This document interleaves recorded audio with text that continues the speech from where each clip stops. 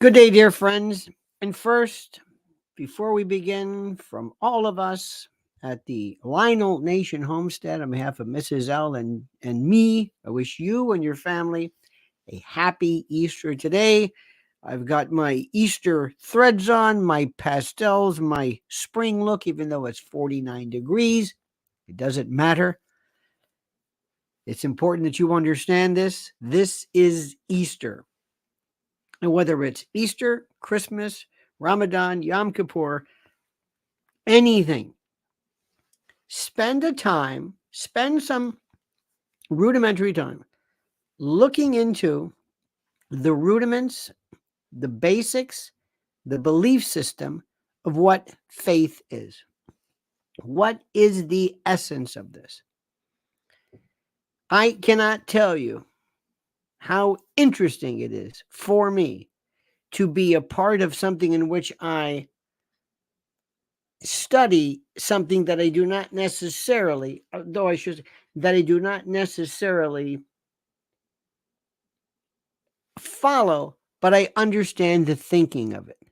I love the thinking, and I have been studying the various colors of Protestantism, up to and including just Christianity in general, Catholicism versus Anglican Church, the Episcopals, the Presbyterian, the Baptists, the Lutherans, the Calvinists, the Coptics, the Presbyterians. Interesting, very interesting. And I suggest the gradations.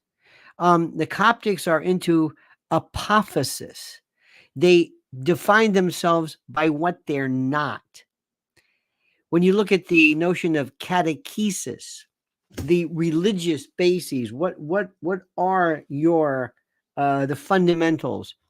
Transubstantiation of the Eucharist. This has become God, the body of God. Consubstantiation. It is symbolic along with. These are this is so important. And I love the rules. And while I cannot tell you how to follow your faith, I can tell you, you will enjoy it much more if you spend a little time. And YouTube, at its most rudimentary level, will send you into a world of at least looking for what these things mean. I cannot tell you how many Catholic friends who've never looked at the catechism from catechesis. They think they know, but they don't. And there is nothing more dangerous, my friends, than thinking you know something, thinking you have an understanding when you have not even remotely close a foundation of it. How do you handle religion with children? Simple. You never tell a kid no to something. You open up their wonderment. Religion is critical. It opens up. It's great for inspiring imagination. What it does far too often is it closes things down. It tells people what you are not. Again, apophasis. We are not this. What is sin? What is the relation of the church versus the word versus God? One thing I like about Baptists, you cannot baptize a baby. You can only baptize an adult. You have to know what it is. The acceptance of Christianity is volition. You're not baptized as a child. But then again, we get into a lot of other things. What happens if a child dies before, does it go to heaven? This is where limbo came in. Years ago, it was a very dark part of the Catholic Church, which a lot of folks who are not of my age range do not remember limbo. Do not remember it. Where unbaptized babies and people went. And it was a fascinating. Thank you. Feliz Pascua. Thank you, Raul. And the same to you, dear friend. It's a fascinating subject. Fascinating. Willie Will, you honor me with your kindness. Thank you so much for that. Thank you so very much. You are Wonderful. Thank you for this. I want to talk to you about today in this, our own message here of tolerance and really understanding Willie and Raul, really understanding what is this about. You do not necessarily have to suggest a complete and total collective acceptance of something personally for you to understand why it is of interest and why it is interesting. Be not judgmental. Do not tell people who is right and who is wrong. Always try to go for the understanding. I get it. I understand it. I see it. Love gradations. Love the colors. Love the shades. Love the hues. Love this thing that we as humans do today. It is called this pageantry where we go out and we celebrate, and you see families and you see kids, and there was this wonderful, where did we see that kid with the Easter bunny? Where was that? We were someplace. It was a little baby, little kid. He said, "Oh, it's the Easter bunny." Broke my heart. We were walking. I don't know where the hell we heard it. Anyway, we were someplace. And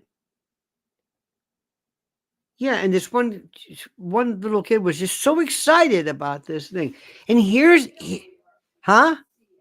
CVS. Yes, CVS. Baby, this kid could barely talk, but understood this. And here's what I want. This is the thing that is amazing. And I say the word amazing. We use the word too often. I think we do. This thing called amazing. That's amazing. I'm amazed. No, it's not. You're using that as a crutch. Amazing. I'm awesome. When you are in awe of something. There are times when certain things will overwhelm you. I think the birth of a child is one thing. It's like, holy, this is one of those things that, because death, obviously the opposite of that, is just sorrow. Nobody ever looks about what's the next transitional stage. It waylays you. But for you to be and to look at the birth of a child, oh my God, it blows your mind. By the way, Mark, I love the reference to Tertullian. Excellent. I saw something which was so important, and I mean this beyond anything, and it's so critical that you understand this, and it was so terrific. And this is what I love about kids, and what I hope you as a parent always do, and what's so, it's the most wonderful thing is to see wonder, not awe, but wonder, where you cannot conceive of something. And in my younger times, what was critical to me was when I had my mind blown.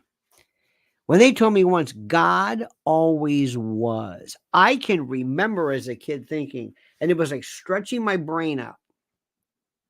It was the first time my brain said, okay, brain, let's work on this one. Everything has a beginning and has an end, right? Beginning and an end. You make something, whatever. Certain things are. And then later on, I said, what if it's not biodegradable? There's no end. I really thought about this. But anyway, so there was this child.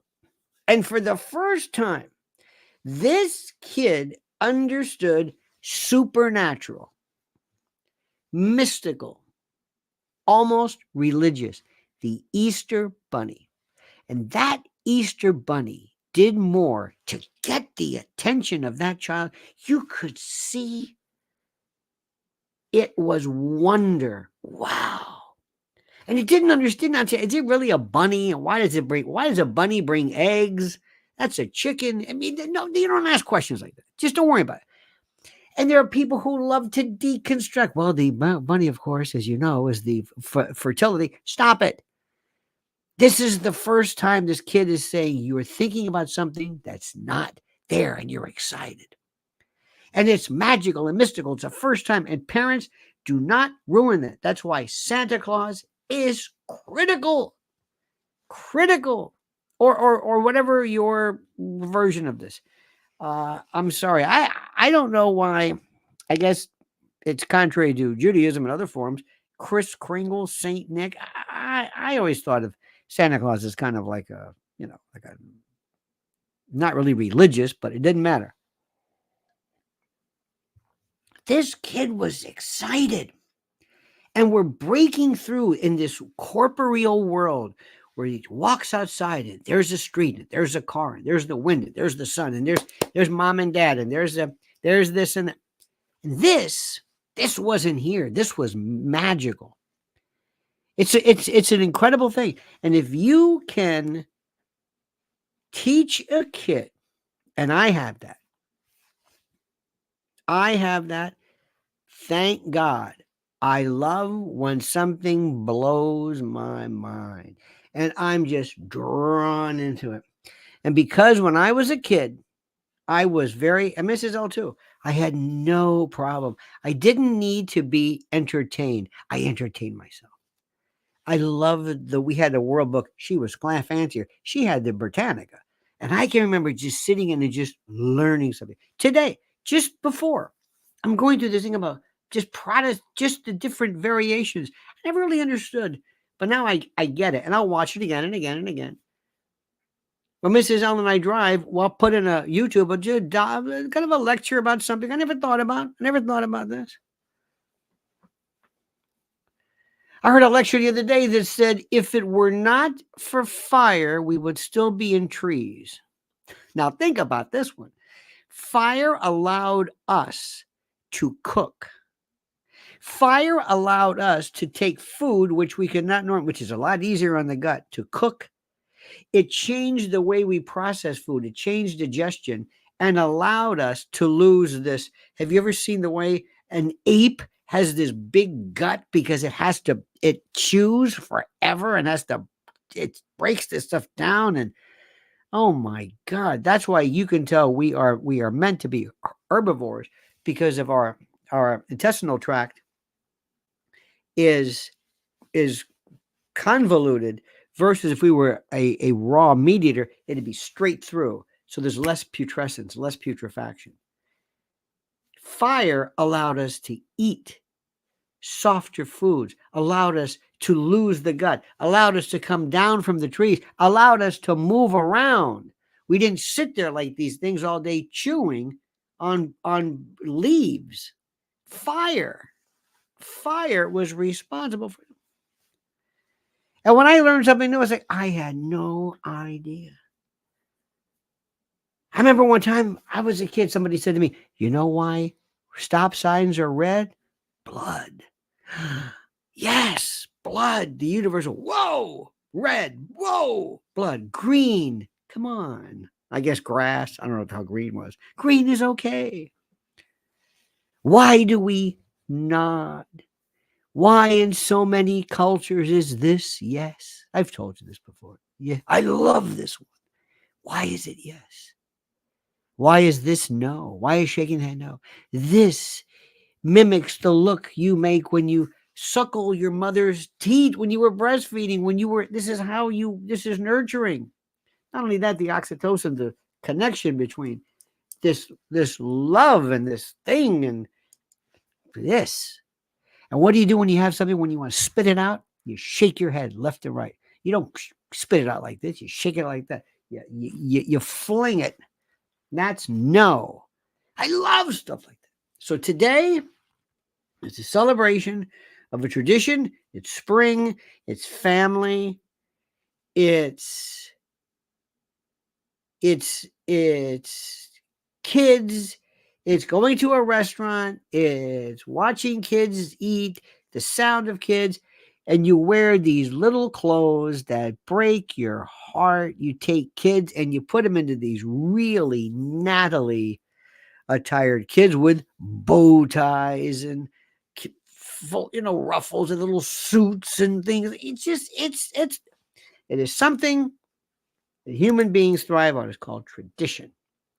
And tradition registers singular events. That's all. And when you're old and you look back and you get these pictures, it's like I'm always on you. I don't know about you. Do you ever get these pictures from YouTube? Or from YouTube, I guess iPhone. It's just boom, boom, parents, relatives, boom. It's like they're sending me messages. Wow, look at that. I should have paid more attention to my parents. Should have paid more attention. Should have recognized how important that was. But I was a kid. How was I supposed to know? How was I supposed to know? Should have called parents more. Should have done more for them. Should have understood. Should have. Did you find yourself saying that? Boy, I did, but boy, that was stupid. It wasn't stupid. You didn't know. You didn't know. You did what everybody else does. I should have realized, boy, I would have loved to have gone back. I didn't know how great that was. That was fun. I remember when I was a kid, my relative, oh my God, my grandmother, my grandfather, my aunt, her sisters, all Sicilian, loud. I used to think, are they yelling at each other? Loud, fun, big tables, big. It was like so funny. These people none of these people worked. You know what I said? It was like they didn't work. They lived on, I don't know how they did it, but they all had huge tables. Huge. Or as we say in Hell's Kitchen, huge with a Y. It's huge. It's just incredible. And at the time, I didn't realize this. I didn't get it. I didn't understand it. It didn't make sense to me. How was I supposed to know this? Or maybe it's we tend to romanticize. We kind of look back. Maybe it was okay. Maybe I'm just looking back because that's what we do. Because you have the lens of history. The lens of history, it kind of, changes. It's kind of like a kaleidoscope. It changes things. Maybe I'm making more out of it. I don't know. I doubt it. But just today is a very important thing. And recognize this fact. And when you see kids, when you see them in the Easter Bunny, I've got friends, family, people, young people in the family, friends who think that some reason that I'm some kind of a militant atheist. It's like, I'm not. I tried to explain to somebody, I said, I want you to learn French. I don't understand French, but I know a lot of people speak it. And if you're interested, you should learn it. It's the same way I'm with religion. If this is your connection, learn it. Appreciate it. I don't have any, it's like me saying there's no French. Why? Because I don't understand it. I don't speak God. I don't speak that kind of God, but I speak the psychology of faith. It's beautiful. It's so interesting. Oh my God. Transubstantiation, blood and bread, and it's incredible. Now, we as a member, what do we call ourselves? Can I ask you something, my friends? What do we call, by the way, you're such wonderful things.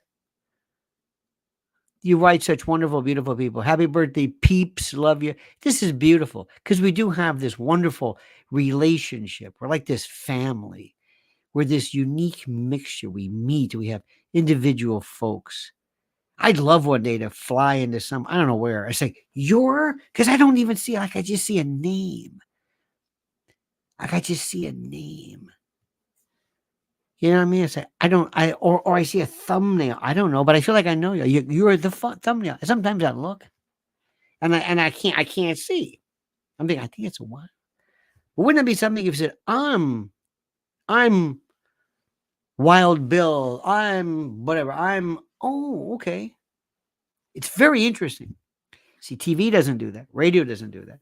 And by the way, another thing too, I've been watching lately a lot of the live programmings from other channels. They don't really seem to be talking to each other. They're just saying things. But you're talking to each other, and I think that's great. It's a very interesting. It's a multi-layered, multi-dynamic. I'm saying something, you're doing something, you're talking to each other. Sometimes you make it. And for the most part, I mean, I seriously, I would say almost exclusively, everybody's so nice.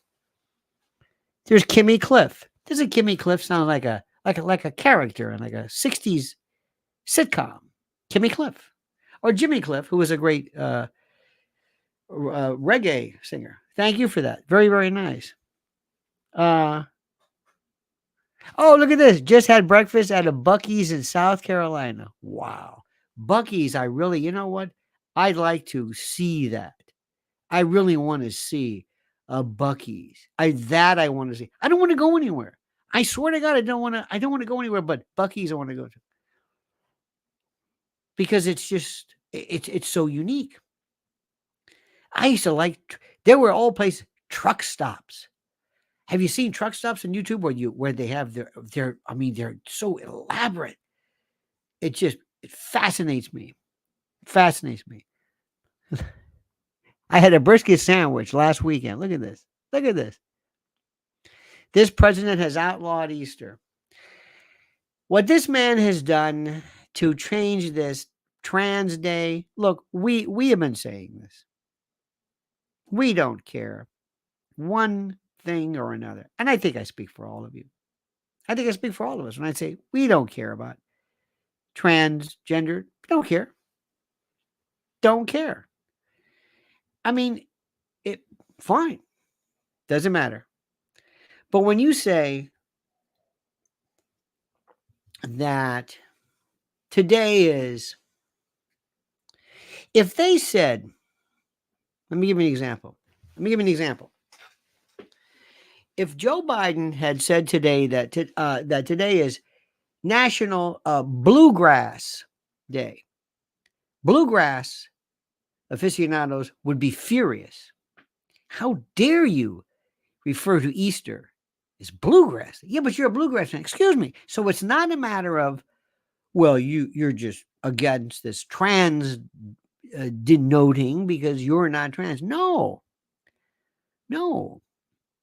I don't want this to be National New York Day or no. National Lionel Day. No, not Easter. No.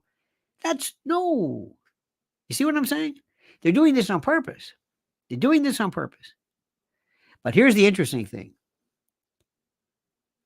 Maybe they're smarter. It's made me defend Easter like nothing else. When you tell me I can't do something, it's like the First Amendment. I never realized how much I loved it. Never. I never understand it until something comes to threaten it. So when somebody says we're going to take, people always argue that Christmas was too commercialized. Well, that's just kind of I don't know what the word is. That's sort of a kind of a, kind of a remnant of, I can't help that. But this is a different story. Let me give you an example of something which I never really realized. My friend who's here, we'll call him Vinny. And Vinny emailed me and said, did you see the Alex Jones documentary? I said, no, I didn't. It was about Sandy Hook or whatever it was. And I watched it. And I thought to myself, you know what the issue is with that? It's not free speech. It's not opinion. It's not First Amendment alone. The issue is when you say something that you know or have reason to believe will incite people to react upon it, number one. Number two, they have this thing in contract law years ago called outrage. If I tell you that I don't believe something was the way it was recorded and you are personally outraged by it, do you have a cause of action? For example, if I go on TV and I say, the Vietnam War, we lost the Vietnam War. Let's say this. We lost the Vietnam War. Or if I report, if I'm Cy Hirsch and I report on My Lai, and then somebody sues me because they own a VFW hall that was defaced by people who now hate the military and hate this by virtue of what I said. Was that necessarily foreseeable? It's a fascinating subject. We won't discuss this now, but it goes back to what I said initially. I love to think about it like, oh, okay, that's interesting. Because it's not the idea of that you can't say something. It's like, what if you say something?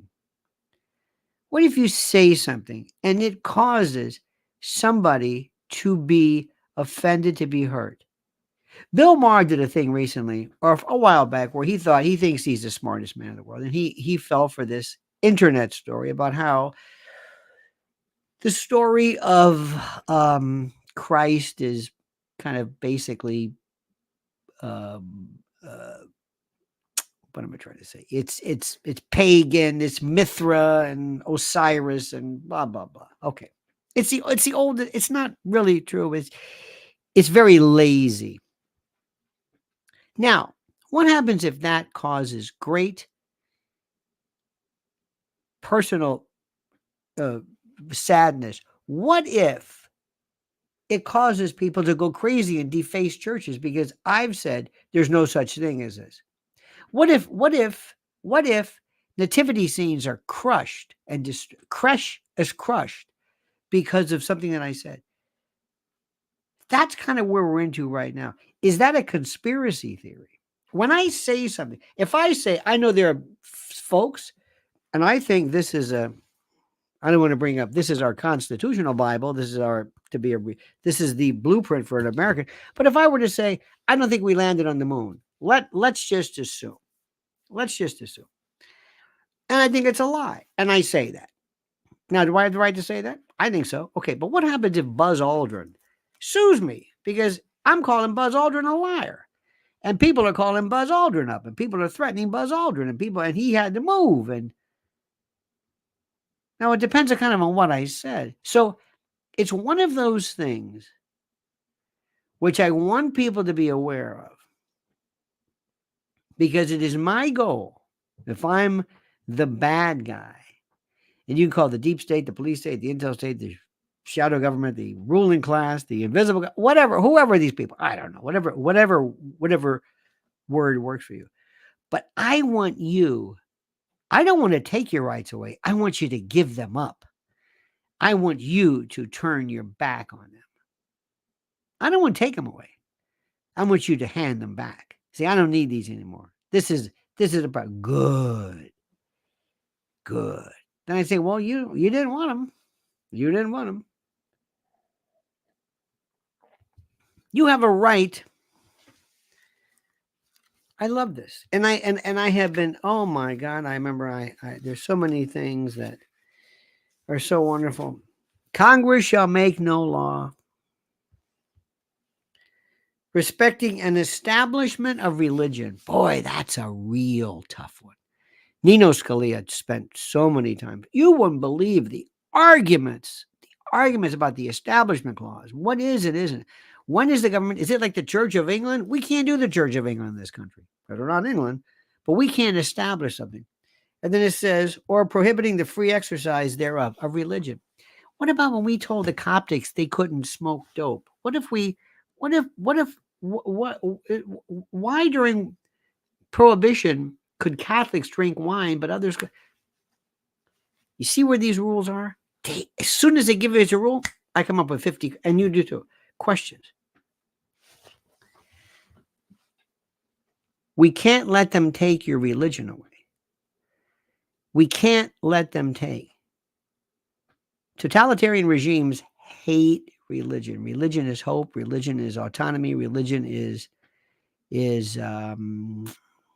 courage. Religion is, they don't like religions. They don't, this not good. And then we'll come up with every conceivable way, everything to destroy it.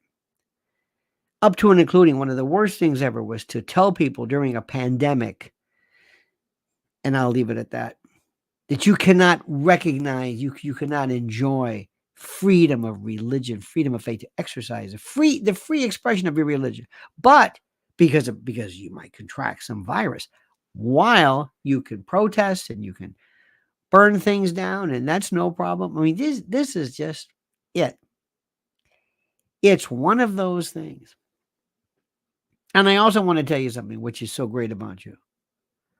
They're trying to destroy our ability to read into things. They're calling us, and have called us, conspiracy theorists. No matter what it is, no matter what it is. And this is, for example, today's called The Shadow Government Destruction of Diddy, a dark prelude to the collapse of hip hop's legacy. Now let's go through something. This is so interesting. And this is one of those aspects I told you that I think President Trump would be very wise to utilize. It has been suggested for the longest time. I'm not necessarily agreeing with this, but it has been suggested that either AIDS was caused or AIDS was allowed to flourish in a community that a lot of conservative types did not care about, or a lot of countries didn't care about. Gays, IV drug users. That was the theory.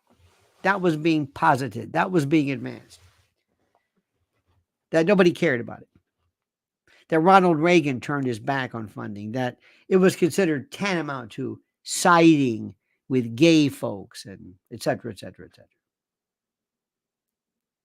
And that's really, again, that's an idea.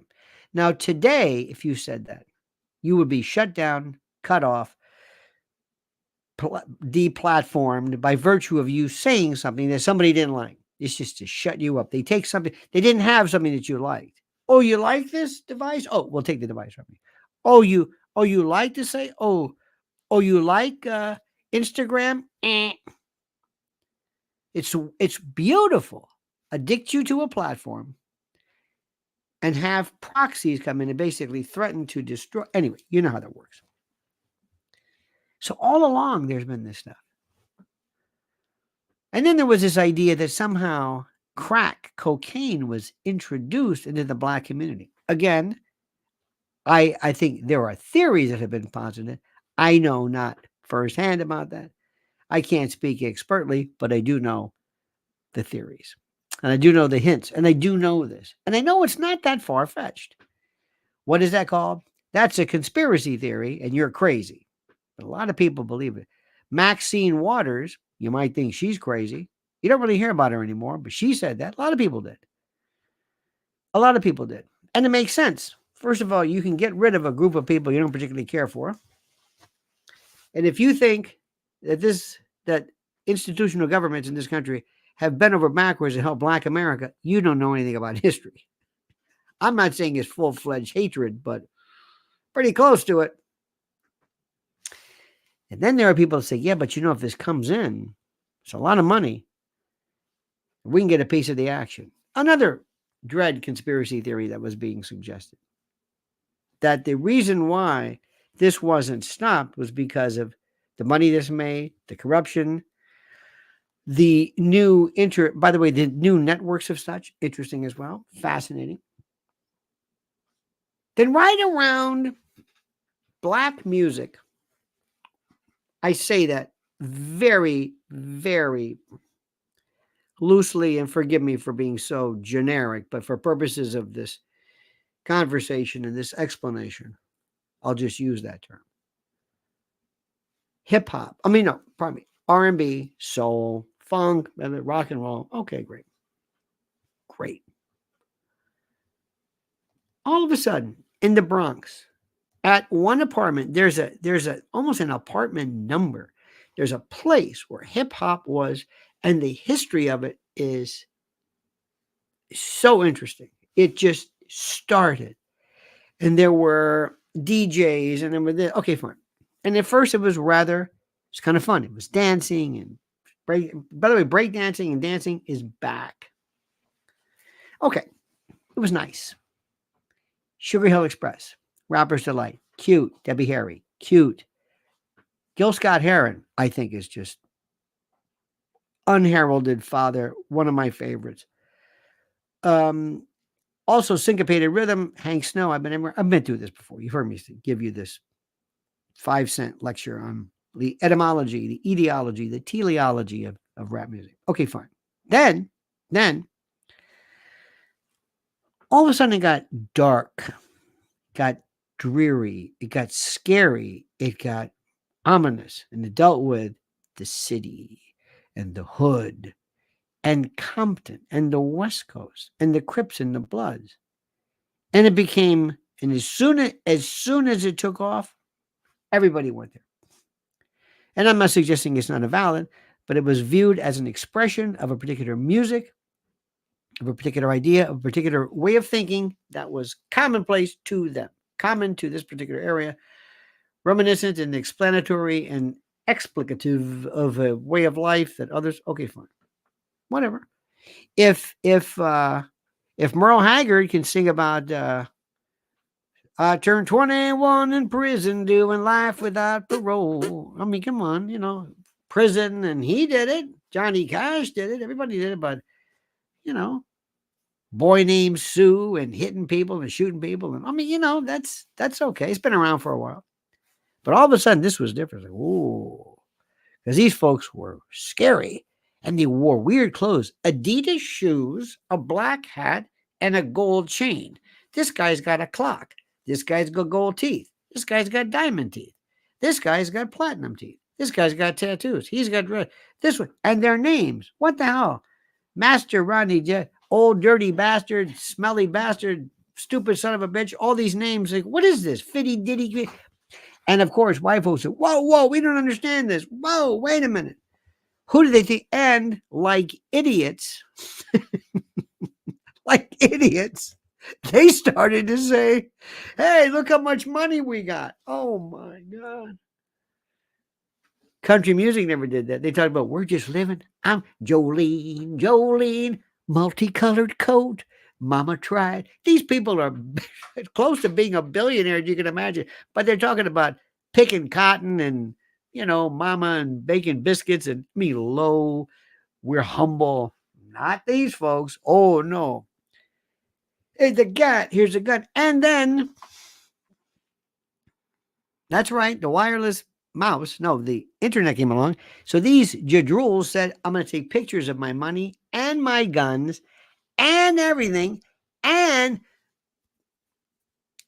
whatever this stuff is, scared the hell out of a lot of people, white folks, and not everybody in the black community dug this, but it was huge. And then there's white kids emulating this. Some kid named Shyne goes, I'm from Compton? You what? I'm from Compton? F the police? Listen, Dermot, take it easy. Got some Irish kid who thinks he's with the Crips. It was wild. Didn't like that.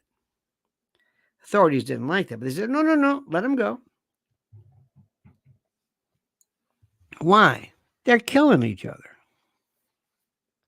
What? They're killing each other. Go ahead. They're killing each other with the gangs. They're killing each other with crack. And this music is turning them off here, but let them go. And also it was like an infantilized. They go, they're children. This isn't gonna last. This is Greg Allman said rap is short for crap. This was rap, of course. Now it's hip hop. Or as we say in Swedish, hip hop in der hood. So I still want to hear Indian hip hop. And I'm not going to do that for you, but just imagine what that sounds like. And the Crips and the Bloods, they're in. You mean to tell me, excuse me, you can't get everyone, it's Compton, it's right there. You could put everybody in prison. Every single, you could wipe this out. They didn't want to. Too much money. You see, I don't want to say the feds. I don't mean the FBI. I don't mean the brave, good men and women who, work for the federal government, who investigate bank robberies and interstate, child trafficking. No. We use that word sometimes, feds, kind of as an kind of a rather generalized version of this. But for the longest time, I told you, wise guy I knew, asked me, he said, do you ever wonder why we're still here? Everybody knows who we are. Everybody's got a big mouth. You can go on YouTube. Everybody got podcasts. You can go to Ozone Park. You can go to wherever. You can go to Brooklyn, you go downtown, just hang around, and they know. See that guy Colombo, Lucchese, this, he's made. He's a wannabe. He's straightened out. He just got his badge. They know everything. This is like the open secret. It's the most. It's everybody knows who these folks are. Whatever legacy, whatever remnant the mob is today. To make a long story short, my friend said, they don't stop us. They want us to be exactly there. They don't stop. How about motorcycle gangs? They still have them. You think Hell's Angels are gone? You think nomads are gone and pagans and this and that? No. Do you think they're selling remember those chocolate bars when your school would be running, you get that white with a white label, St. Aloysius, boy, and you sell the chocolate bar. You think they're doing that? No. But they're there. You got the Albanian mobs, Russian mobs, Chinese triads. You got everybody. You've got plus the cartels, plus MS-13. And you didn't be telling me you can't stop the Hells Angels? If you wanted to, they got a jacket that says Hells Angels. MS-13 says MS-13. They tell you, here we are. In fact, if you put that on there and you're not a member, bad things happen. Does the government get rid of them? Nope. Could they? In a heartbeat. The Bloods and the Crips, that's not a racketeering enterprise? If that isn't, I don't know what is. They could wipe them out completely. They can do this. I don't know who owns the intellectual property rights of the Bloods and the Crips, but they did this for, I think was it the Hells Angels or somebody? The government moved on their logo. And as my friend said, they want this. They want the angle. They want the networks. They want the people. They want the dope. They want this. Because they want to put their blood in our veins. They want us to maintain these. They use them to do dirty work. They use them to look the other way. You probably didn't know this, but in some parts of Sicily, when all of a sudden they were being inundated with African and foreign illegal aliens on rubber, cigarette boats or whatever, taking the shore. Guess who put a stop to that? The mob, the mafia, la mafia siciliana. Don't forget, they call it mafia there, not in this country. Term mafia is never used in this country. Never used on wiretaps. Never. Cosa Nostra, this whatever thing of ours, blah, blah, blah. That's here. But mafia, the term is never used here. Mafioso, never used here. It's always Sicilian. Always Sicilian. Okay. So here we have right now. So here comes Diddy. And Diddy, or didn't he, but Diddy, for some reason, all of a sudden, as we've seen with Epstein, all of a sudden, ta-da! We're tired of you. And by the way, this has nothing to do. I couldn't tell you a Diddy song. I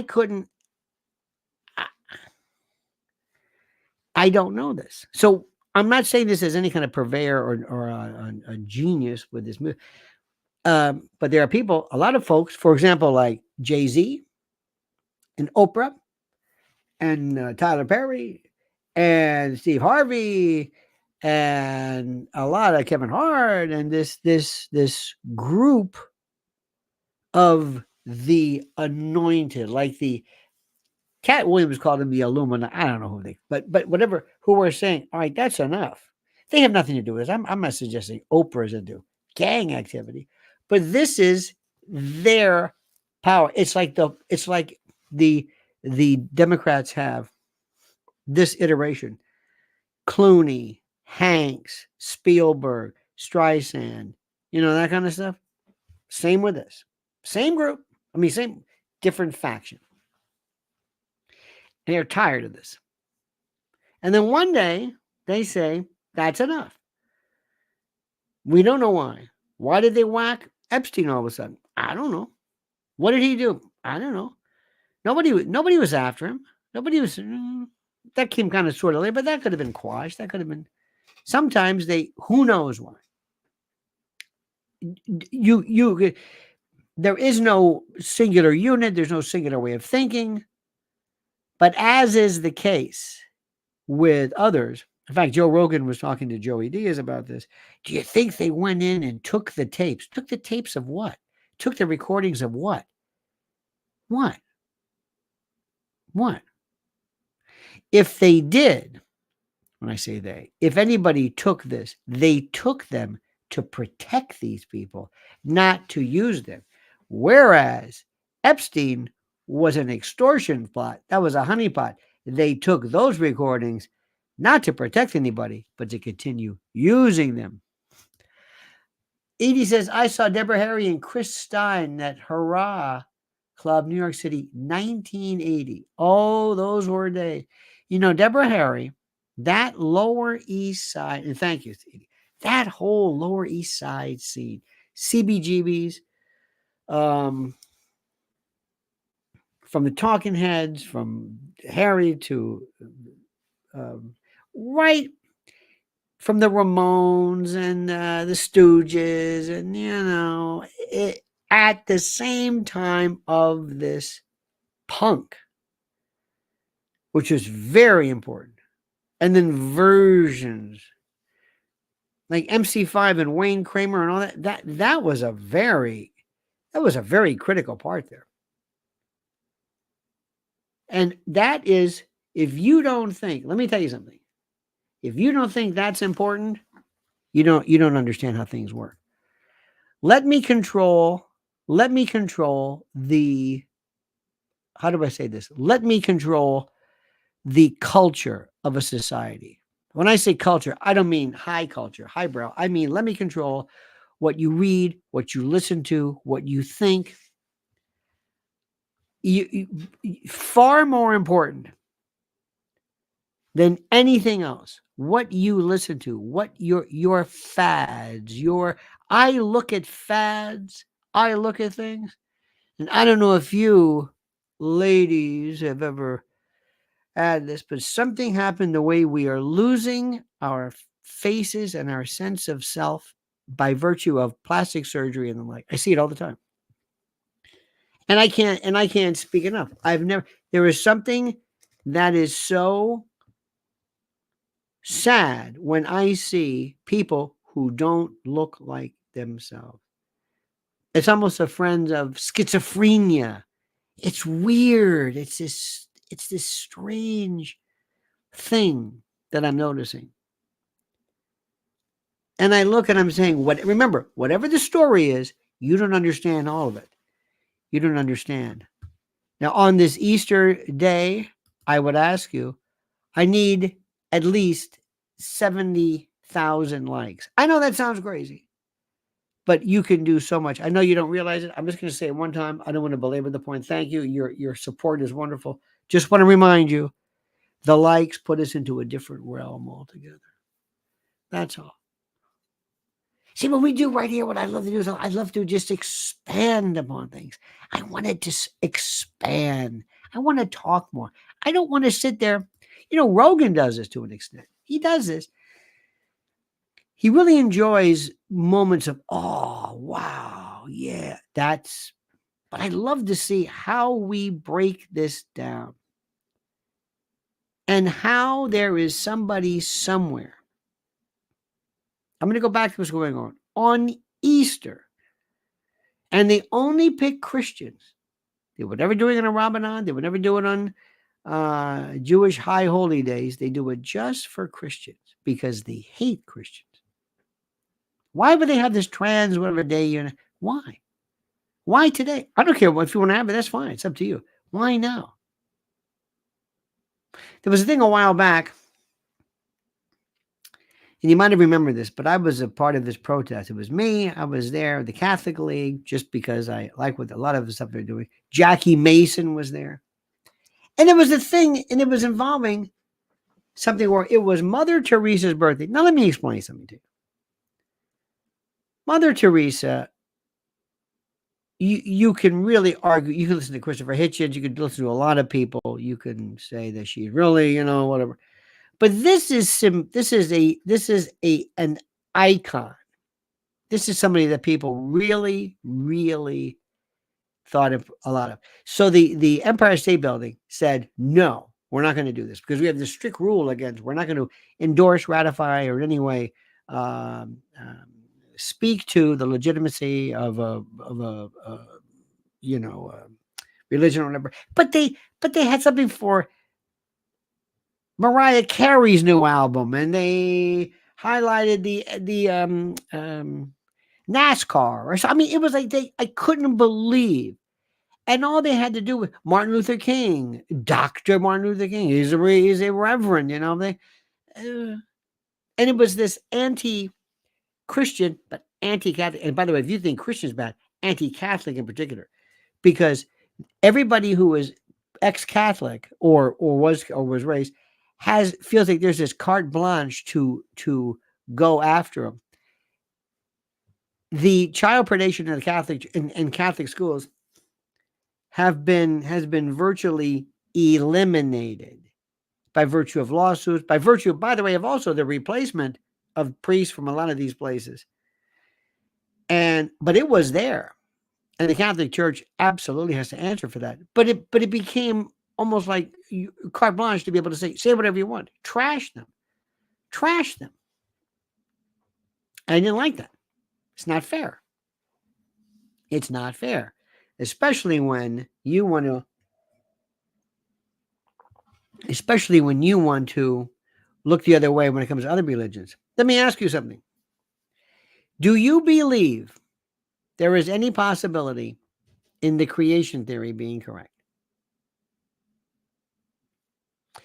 Maybe you didn't hear me, meaning that Darwin is not as cracked up as you think it is. Do you think there's anything to be said for that? Are there any prominent scientists? Are there any prominent scientists, prominent physicists, prominent theoretical physicists, and the like? Do you think was it Berlinsky and Galertner? Do you believe that there is any evidence of intelligent design? Do you?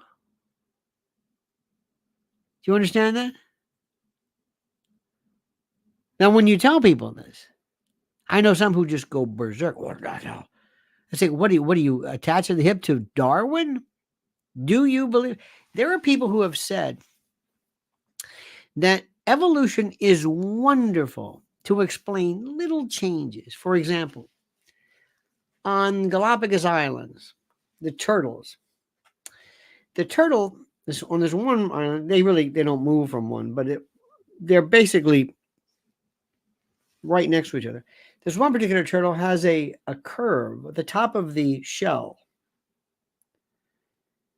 And another island, whatever, doesn't have it. And the reason why they believe is that the vegetation was higher. So those animals, those turtles that were born with maybe at least a mutation or something that allowed for this curve, could raise their head higher, eat. That species would prosper, would reiterate, reproduce, and others would not because they wouldn't be able. Okay, fine. So that's terrific. Great for little incremental things. How a finch has a particular curvature of the beak. Okay, great. But when it comes to huge stuff, big, in one particular, I forget, period, they said, pow! All of a sudden, it's like, where did this come from? All of a sudden. Okay. Their idea, not mine. They will tell you, people who don't know anything about what I've just said will attack you because you're religious and you're stupid and you're archaic and you're far-fetched and you're into some kind of weird, superstitious, mythological lunacy. You're an idiot. You're a fool. You're crazy. You're a nut. You're out of your mind. See? That's the way they think. That's the way they think. And that's the part that There are people who are militant atheists. They believe that there's something called the God gene, which doesn't necessarily provide for a predisposition to the belief in the hereafter, or the higher up, or the divine, but they basically use it as an example of eliminating the possibility that what we're talking about right now exists at all. They're basically saying there is no God, there is no nothing. And the reason why you say this is because you believe in this, you're stupid, you're backwards, and it's part of this weird superiority because the left, prototypically the left, among other things, were atheists. They looked at religion and religious faith as somehow emblematic of some close-minded, Ronald Reagan.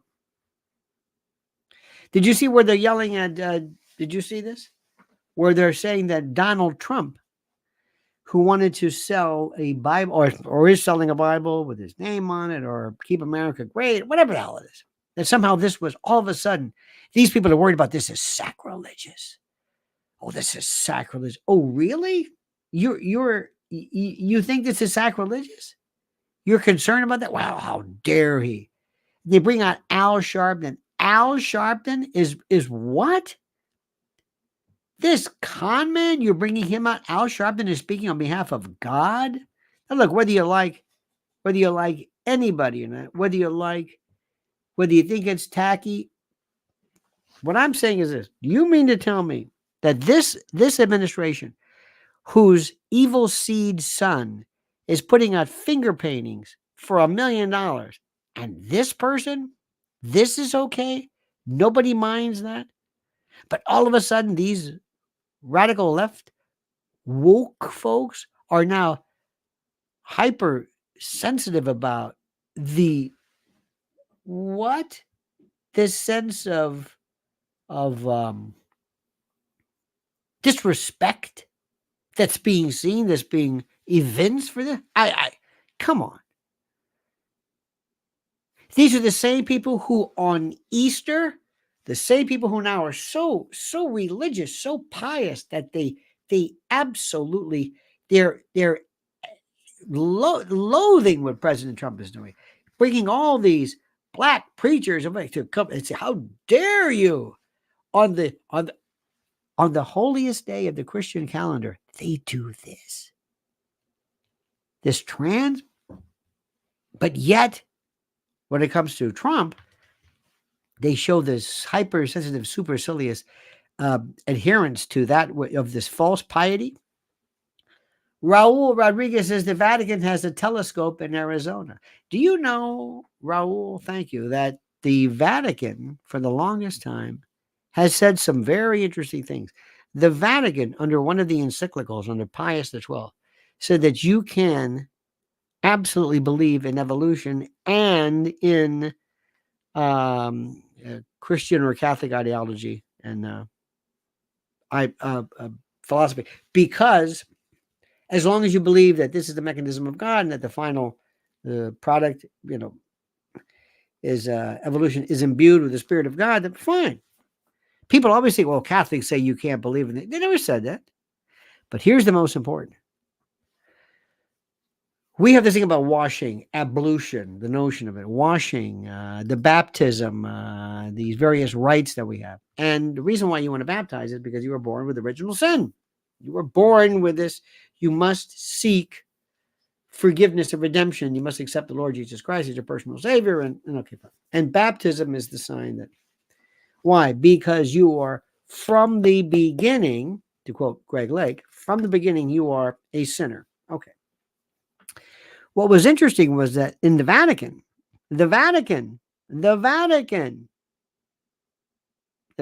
has said that if there are indeed other forms of life other than us, they may not be possessed of original sin like we are. Meaning that these folks, these critters, these aliens, these guys and gals and things flying around may not be in need of possessing or may not be in need, I should say, of seeking or asking for, being granted forgiveness. They may be born without original sin. How will that affect you? This is from the Vatican. And they also believe that it is possible for you to believe, or for you to think about these interstellar travelers as almost like angels. So let me tell you something. It's a fascinating subject. Remember, it's not what you think it is. It's not what you think it is. And also remember something, that when you listen to other religions, whether it's the Muslims with their Hajj, or whether it's Ramadan, or whether it's the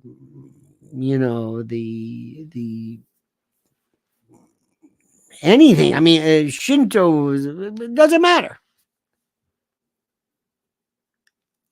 I think that mankind is better, if for no other reason, it is better when man believes in something other than himself. And that's why I vehemently disagreed with Christopher Hitchens, because he said that religion is the source of all this pain. Religion is the source. Well, excuse me. Government has also been the source of horrible totalitarian regimes, and this terrible collective and orchestrated, choreographed subjugation of the human spirit and will. I'm not going to get rid of government because Mao decided, or Hitler or somebody decided to use the government. It's the most ridiculous thing in the world, because it's these folks, Daniel Dennett, Sam Harris, Krauss, Hitchens, they become professional atheists, and they believe it's one thing for you not to believe it. That's fine. A Buddhist, don't forget, is technically an atheist. And they suggested that atheism was a religion. Well, somebody said one time, if atheism is a religion, then not collecting stamps is a hobby, which I love that one. So today, my friends, on this wonderful day, enjoy this day with your family. And remember when you were a kid and you enjoyed eating those Cadbury eggs and the Peeps and that green straw, and getting a basket and getting a little whatever. Just that time. Dressing up with shorts when you and your sister or your brother took these pictures. Remember when we were kids, we had those crew cut haircuts. We looked like we were in a mental hospital. And your father would always say, "Hey, it looks good." There was some comedian said, the father always said, "Looks cool." I was never overheated by hair. That looks really good. Remember your butch wax?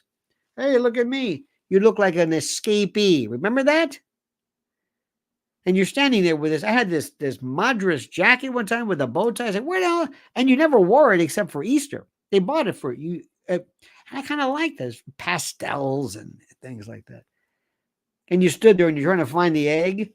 An egg left by a rabbit, which makes no sense. But enjoy those days. Enjoy your family.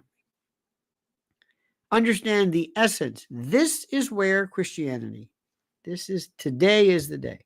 Catholics go for the crucifixion. Protestants go more for the resurrection. That's okay. To each his own. I'm not going to argue.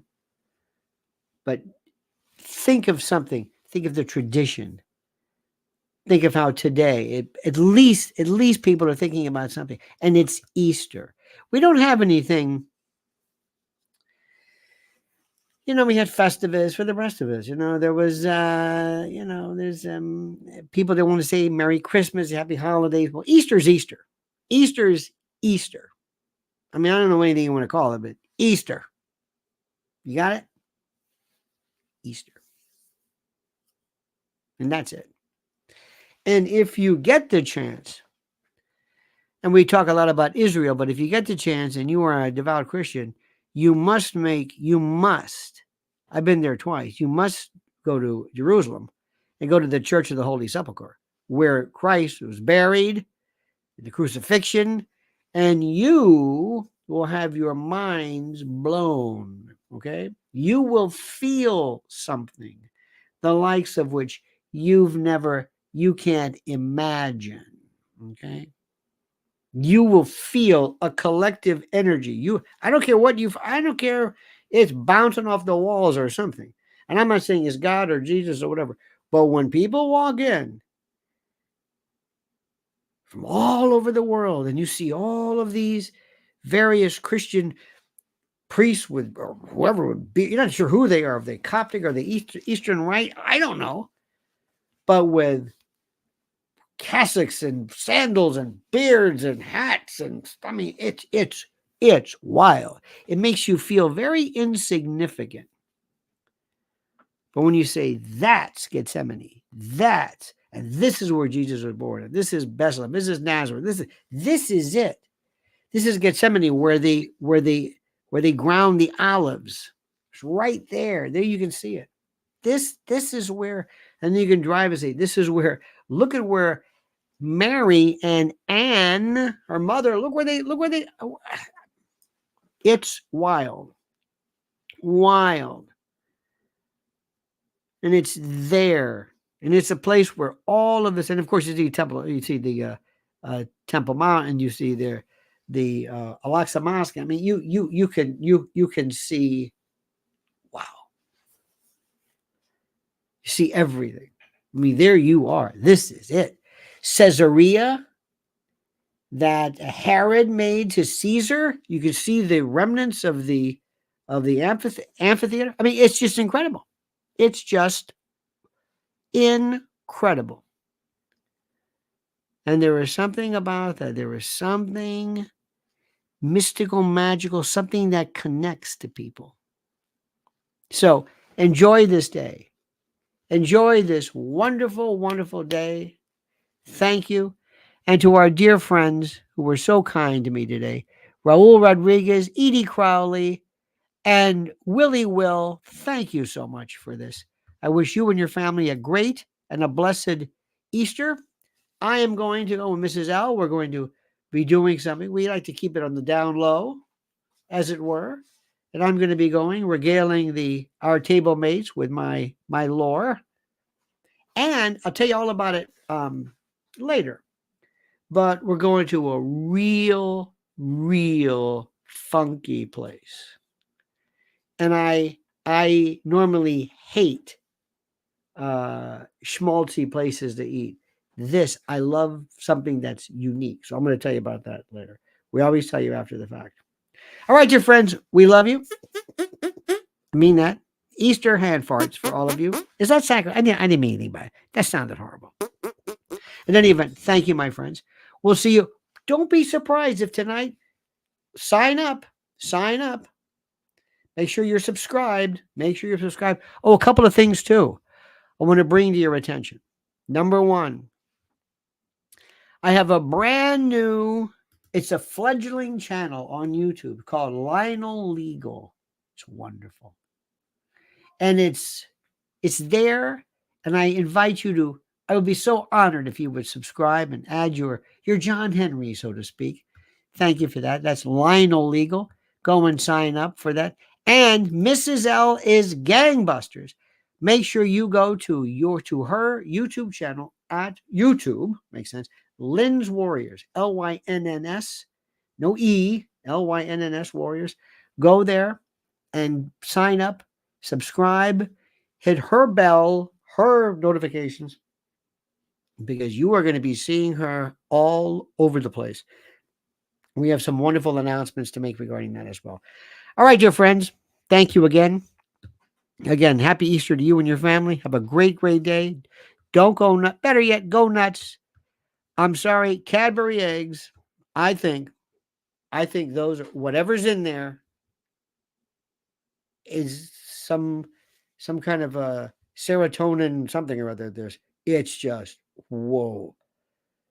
And there's something about this. I don't know what it is. Years ago, I have to stay away from it. I can't get near it. I cannot get near it. I can't. There's certain things I just can't. I don't have a sweet tooth, but that historically, peanut M&Ms, forget it. And Reese's peanut butter cups, frozen, forget it. Remember Andy's mints, those little mints? Remember that? Frozen, cold candy. Somehow I just forget it. Absolutely forget it. Just go nuts. And there are some things you have to kind of unwrap. It's like If you ever have a bag full of pistachios, no, I like to open them. If you shell them, it's not the same. That's me. Spandex says hot pizza. Nothing wrong with that, my friend. And I happen to be right now in the pizza capital of the world. That's all I'm going to say to you. All right, dear friends, have a great and glorious day. Happy Easter to you. And we'll be back later today, so make sure, don't be surprised if all of a sudden we're doing a live show. And don't forget, the monkey's dead. The show's over. Sue you. That.